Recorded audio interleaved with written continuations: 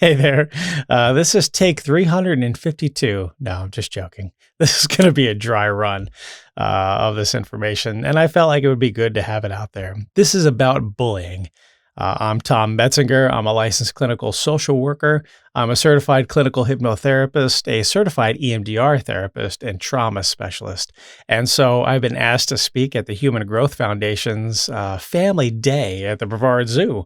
And so I wanted to go over these three talking points and see if I could compile the information into a 20-minute kind of session. So we'll just see how this goes and see where my time is. I don't want to go over time, so maybe I need to condense things. So anyway, having said that, this is about bullying. And because I work with children and adolescents, bullying has become a real hot topic as of late. And I know it's always been an issue, but it seems to be more pervasive, especially with the online or cyber bullying. So I wanted to talk about some of these things about, what really makes a bully, to kind of get into the mind of a bully and why they are that way, why they engage in those behaviors, and some helpful ways for you to combat that or to battle the bullies. So here are my top three talking points. 1, bullies are made. 2, bullies are to be pitied. And 3, we battle bullies with the 3 C's: confidence, caring, and collaboration. So bullying, as defined, is any repeated aggressive act towards another person. Could be physical, could be verbal, could be social or cyber, in an attempt to hurt that person so that that person can feel better about themselves. It's the lowest form of achieving a goal, to make somebody feel better about themselves, to make them feel like they're good, because deep down they harbor insecurities and they don't feel good about themselves. So they have to hurt somebody else in a number of ways in order to achieve this. And it becomes very pervasive. The more that they do it, the more they want to do it. And it becomes tough to correct. And it happens early on in childhood and then usually continues throughout the span of their life, unless they make a conscious choice and start changing those things about themselves.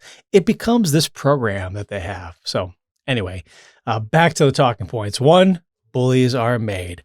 Just like that delicious chip, this chip is really delicious. Well, it's baked, not fried. Well, bullies are not baked. They are fried in a sense. Sorry, I try to throw in some humor from time to time, but bullies are made. They're not born that way.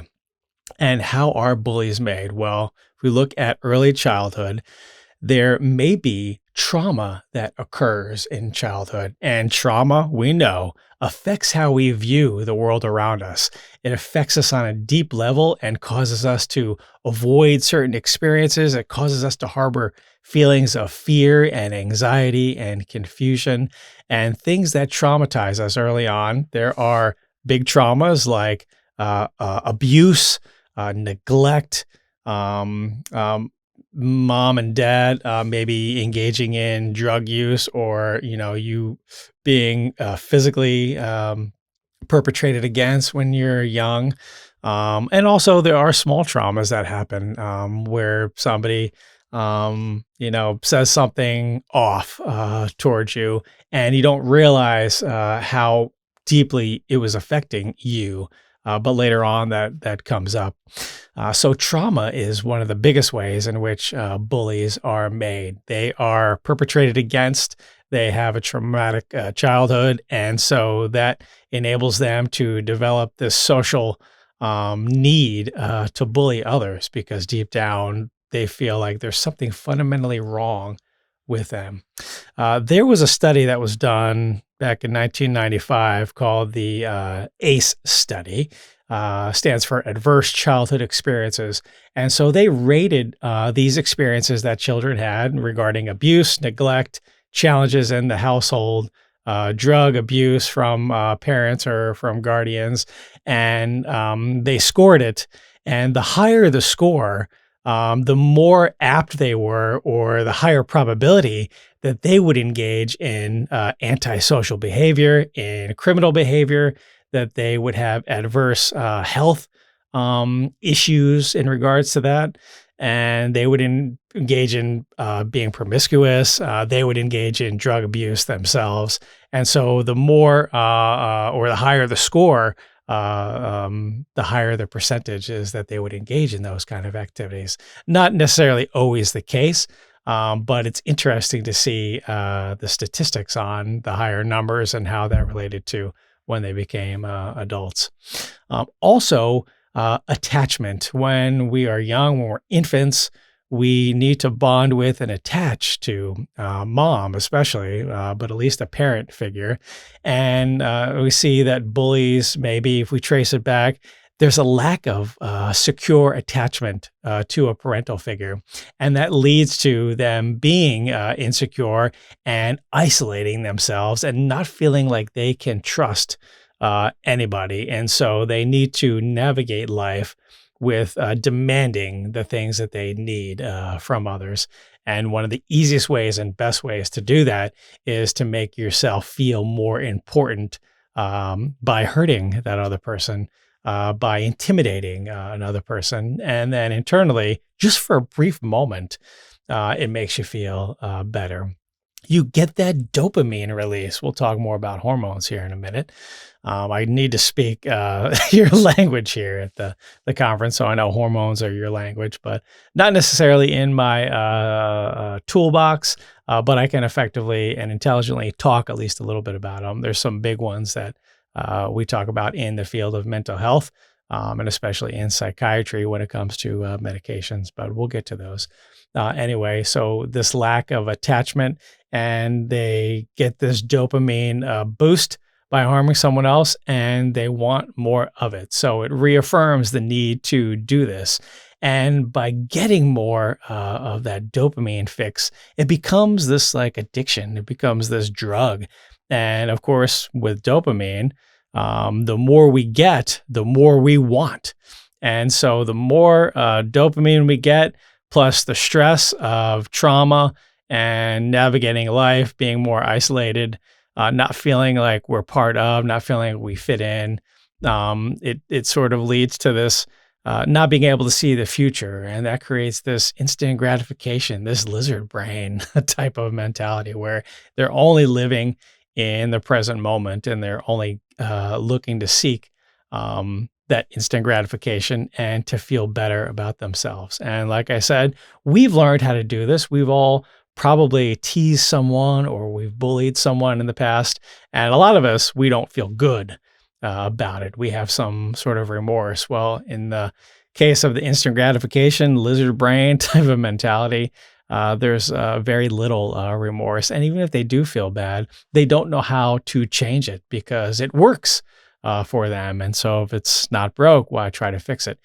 Even though there might be negative consequences that befall them, whether it's being kicked out of school or having detention or being reprimanded by adults or by parents or later on down the road being jailed or imprisoned because of it, it still doesn't seem to change that fundamental programming that has occurred early on in childhood.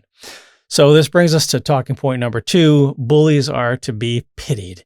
We have to pity them because they don't know any better now. Now they are programmed to do this. And it's going to take a really strong desire to change, to undo the programming, to unlearn that behavior, and to make positive changes, to learn social skills, to be able to speak intelligently and ask for the things you need without having to harm someone. So we know that our conscious mind is responsible for us analyzing information, making deductions, deleting information that we don't need, generalizing things. Our willpower is also in our conscious mind, but there's this other part of our mind that is much bigger. It's the unconscious or subconscious part of our mind, and that is responsible for all the learning that we have developed over until this point. Now, as we're young, we are learning everything. We're just absorbing things like a sponge.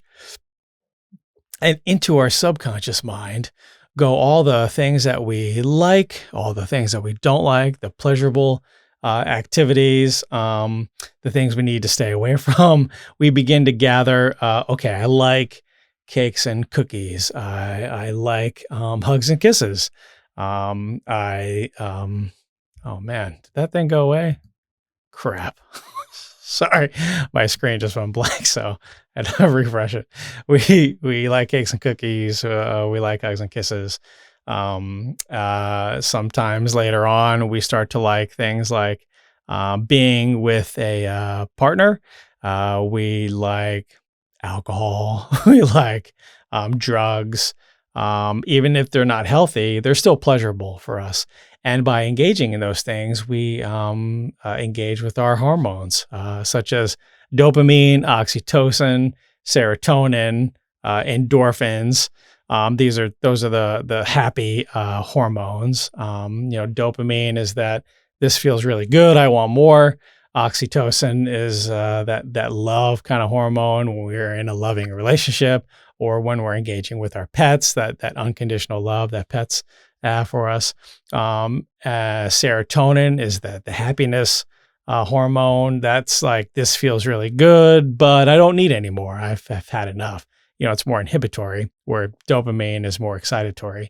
And endorphins, when we experience pain or stress, we get the endorphins going. When we go through vigorous physical exercise, the endorphins kick in, and it makes us feel better. It reduces pain, it reduces stress, and these things feel good. Now we throw cortisol into the mix. That's the stress hormone, and that starts to muddy things up a bit. So bullies want that instant gratification, that dopamine hit. You throw cortisol in there, that lizard brain, not future oriented, just in the moment type of thing. And you could see how things could go haywire. And so they just want more and more. They become addicts to it. And so they can't help it any longer. That programming, they just cannot help how they're acting, how they're hurting other people. And now they don't want to necessarily hurt other people, but they don't know a better way. They don't know that they can learn pro-social behavior, that they can respond in a different way, that they can actually fit in, because this is what they've learned. They harbor these insecurities, these deep insecurities that are chronic because they just don't feel good enough. And this leads to personality issues such as like narcissism, these antisocial behaviors, criminal activities. Not to say that somebody who becomes a bully and is programmed that way can't lead a functioning, successful life. They usually do that at the expense of other people. And because they don't really fit in, because, who wants to be around a bully? You might be around the bully because you feel afraid, and so you want to be on their good side, but you don't really respect them or want to hang around them. So at some point, when you can find your escape, you will escape.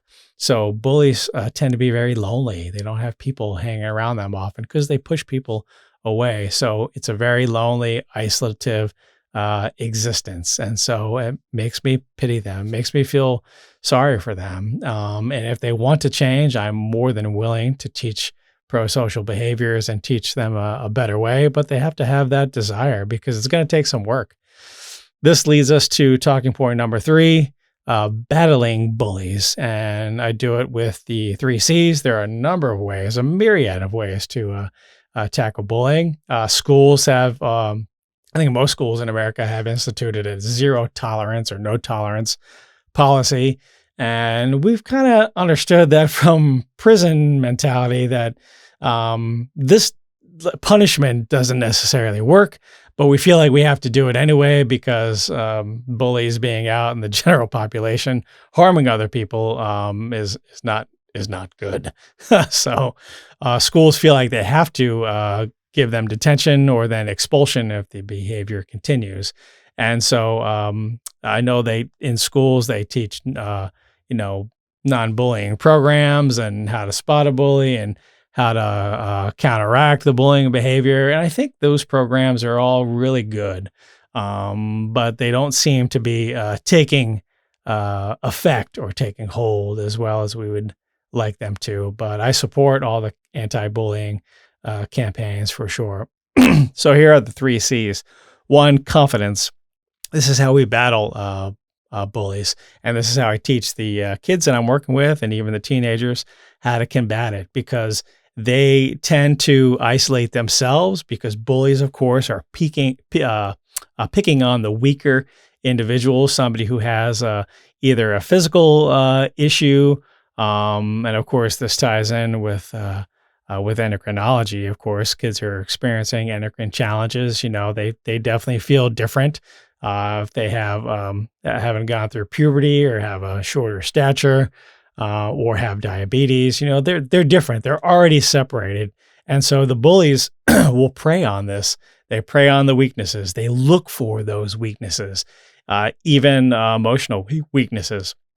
If they become clever as bullies, they'll spot things that you have that you are self-confident about, and they will exploit those things. They're really good at doing that. They're very observative, or good at observing. I don't even know if that's a word, whatever. Anyway, so confidence is the first C.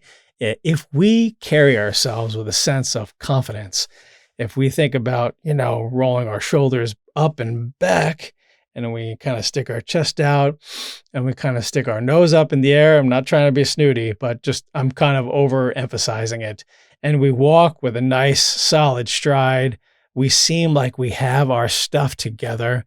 We keep our head kind of on a swivel, like, hey, I'm watching you. I'm tracking you. I'm not going to let you get the better of me. That confidence will show. And bullies tend not to pick on people who are confident and who have their stuff together. So, and it's good for you to feel good about yourself.